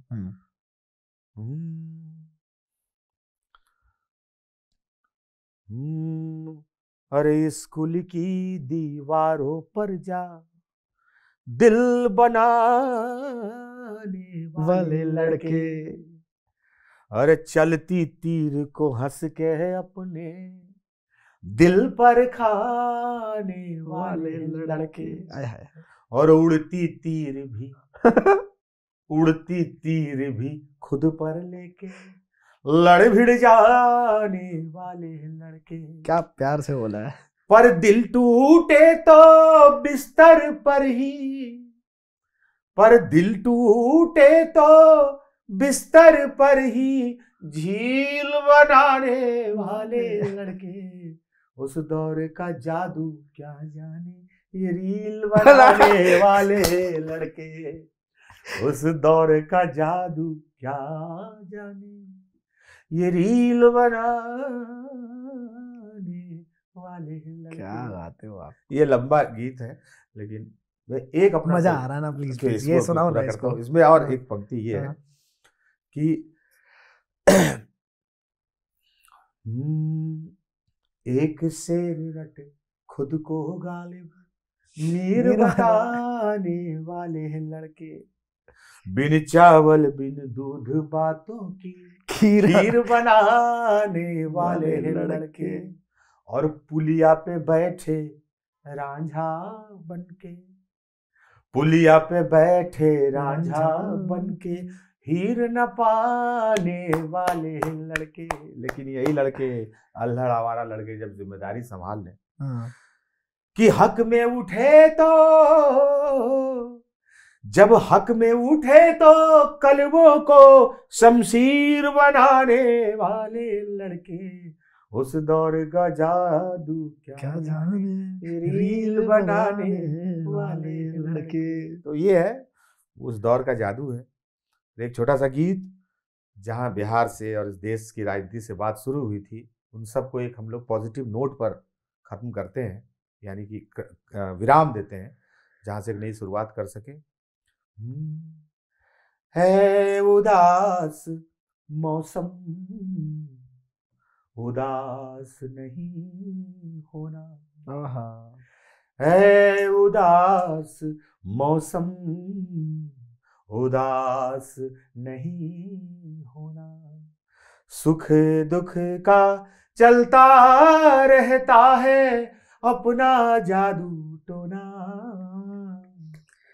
सुख दुख का चलता रहता है अपना जादू टोना। है उदास मौसम, उदास नहीं होना, उदास नहीं होना। जिंदाबाद, जय हो। What an artist, what a poet, what an author, what a मतलब पोटेंशियल वाला, सोसाइटी को समझने वाला इंसान। जबरदस्त। मैं प्रिविलेज्ड हूँ, मैं बहुत ज़्यादा गर्वान्वित महसूस कर रहा हूँ अपने आप को कि मैंने आपको अपने प्लेटफॉर्म पे ऐसे रूबरू होते हुए देखा। मुझे बहुत अच्छा लगा, इतना मजा आया। मैं सच्ची मतलब इस पॉडकास्ट में दूसरी बात यह है कि मैं एक ऐसे युवा के साथ बैठा हुआ हूँ जिस पे मैं ये जिम्मेदारी देके जा रहा हूँ कि भाई आप जितनी चिंता आप में है, उस चिंता के बरक्स जो है आप निकलें और इन युवाओं को बताएं कि रास्ते कई और भी हैं, और आप उस रास्ते कई और भी हैं बताने वाला एक आदर्श उदाहरण इसलिए है क्योंकि आपने एक रास्ता चुन के और उसमें मंजिल की यात्रा करके दिखाया। हालांकि मैं उसको मंजिल अभी नहीं कहूँगा क्योंकि मैं चाहूँगा कि आपकी यात्रा अनंत तक जाए जी, लेकिन आप मंजिल की ओर बढ़ते हुए, तेजी से बढ़ते हुए एक ऐसे युवा हैं जिनको जानना चाहिए, और आप एक उदाहरण बन के लीड करिए सोसाइटी को कि हम और भी बिहारी युवा जो सरकारी नौकरियों की तरफ जा रहे हैं, उनको तो हम लोग हैं ही जो कह रहे हैं नहीं, फॉर्म डालो, लड़ो, पढ़ो और परीक्षा पास करो, ये तो हम कहते रहेंगे, आखिरी सांस तक कहते रहेंगे, लेकिन और भी रास्ते हैं, उसको आप लोग जैसे युवा कहें तो बहुत प्रभावी रहेगा। तो बहुत बहुत आभार, बहुत बहुत थैंक यू। और मैं पक्का पक्का पक्का अपनी जान लगा दूंगा इस चीज को करने में। मैं ये नहीं कहूंगा कि मैं कोशिश करूंगा, मैं ये कहूंगा कि मैं जान लगा दूंगा और ये चीज करूंगा। जिंदाबाद। Thank you, thank you.